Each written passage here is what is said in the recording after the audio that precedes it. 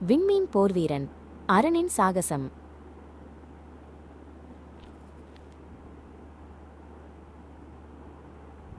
17 வயதான அரண் விண்வெளியில் ஒரு சிறிய சாரணர் கப்பலை ஓட்டிக் கொண்டிருந்தான்.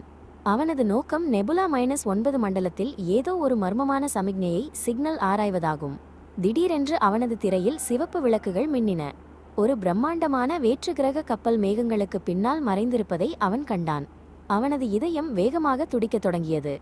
இது ஒரு சாதாரண ஆய்வுப் பயணம் அல்ல, இது ஏதோ ஒரு பெரிய ஆபத்தின் ஆரம்பம் என்று அவனுக்கு தோன்றியது. அந்த வேற்றுக்கிரக கப்பலிலிருந்து ஒரு சிறிய போர் ஊர்தி அரணை தாக்கியது. அரண் தனது கப்பலை மின்னல் வேகத்தில் திருப்பிக் கொண்டு தப்பிக்க முயன்றான். ஆனால் ஒரு கோர்த்தாக்ஸ் இனத்தை சேர்ந்த வேற்றுக்கிரக போர்வீரன் அரணின் கப்பலில் குதித்தான். அந்த வீரன் 4 கைகளையும் ஒளிரும் கண்களையும் கொண்டிருந்தான். அரண் தனது லேசர் வாளை உருவிக்கொண்டு சண்டைக்கு தயாரானான். கப்பலின் மேல் தளத்தில் ஒரு கடுமையான போர் தொடங்கியது. தாக்குதலால் அரணின் கப்பல் செயலிழந்தது. அவன் அருகில் இருந்த ஒரு பாறை நிறைந்த கோளில் அவசரமாக தரையிறங்கினான்.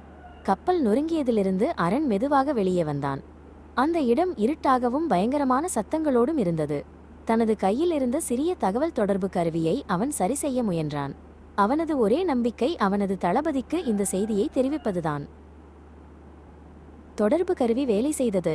அரணின் தளபதி திரான் முப்பரிமாண உருவம் ஹோலோகிராம் காற்றில் தோன்றியது. அரண், கேள், நீ இப்போது இருக்கும் இடம் கோர்த்தாக்ஸ் இனத்தின் இரகசிய தளம். அவர்கள் பூமியை தாக்க திட்டமிடுகிறார்கள். அங்குள்ள மைய கட்டுப்பாட்டு கருவியை நீ அழிக்க வேண்டும் என்று தீரன் கட்டளையிட்டான். அரண் ஒரு நீண்ட மூச்சை இழுத்துக்கொண்டு தனது இலக்கை நோக்கி நடக்கத் தொடங்கினான். குகைக்குள் சென்ற அரண் ஒரு சிறிய காயமடைந்த வேற்றுக்கிரக உயிரினத்தை கண்டான். அது கோர்த்தாக்ஸ் இனத்தை போல் இல்லாமல் மிகவும் சாந்தமாக இருந்தது.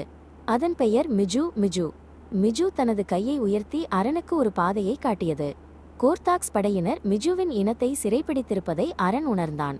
இப்போது அவனுக்கு ஒரு கூட்டாளி கிடைத்துவிட்டது. திடீரென்று கோர்த்தாக்ஸ் வீரர்கள் அவர்களை சூழ்ந்து கொண்டனர். அரண் தனது கையில் இருந்த கவசத்தை உயர்த்தி பிடித்தான். லேசர் துப்பாக்கிகள் எங்கும் சத்தமிட்டன. அரண் மிஜுவை பாதுகாப்பாக ஒரு பாறையின் பின்னால் மறைத்துவிட்டு எதிரிகளை நோக்கி பாய்ந்தான். அவனது ஒவ்வொரு அசைவும் துல்லியமாகவும் வேகமாகவும் இருந்தது. ஆபத்தான அந்தச் சூழலிலும் அரண் நிதானத்தை இழக்கவில்லை. அரண் தனது விசேஷமான ஈர்ப்பு விசை பொறியை கிராவிட்டி ட்ராப் பயன்படுத்தினான். அதன் மூலம் எதிரிகளை அந்தரத்தில் மிதக்கச் செய்து அவர்களை தோற்கடித்தான். அவன் குகையின் உட்பகுதிக்கு ஓடினான். அங்கே பூமியை அழிக்க தயார் நிலையில் வைக்கப்பட்டிருந்த ராட்சத இயந்திரம் இருந்தது.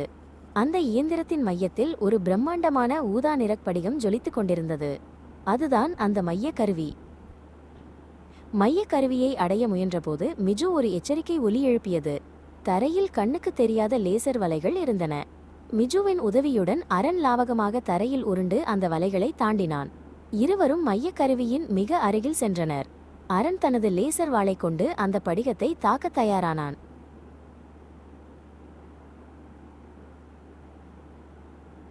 ஆனால் அவர்களின் வழியில் கோர்த்தாக்ஸ் இனத்தின் தளபதி ஹைகார்ட் நின்றான். அவன் சாதாரண வீரர்களை விட 2 மடங்கு உயரமாக இருந்தான். அரணுக்கும் அவனுக்கும் இடையே ஒரு கடுமையான போர் மூண்டது. அரண் தனது பலத்தையெல்லாம் திரட்டி அந்த அரக்கனை எதிர்த்தான். மிஜு அந்த நேரத்தில் இயந்திரத்தின் சில கம்பிகளை இழுத்து ஹைகார்டின் கவனத்தை திசை திருப்பியது.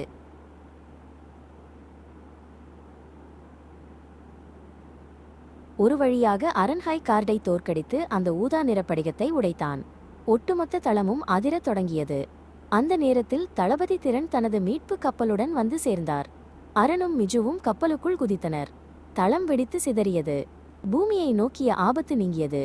அரண் ஒரு புதிய நண்பனுடனும் மாபெரும் வீரனாகவும் வீடு திரும்பினான்.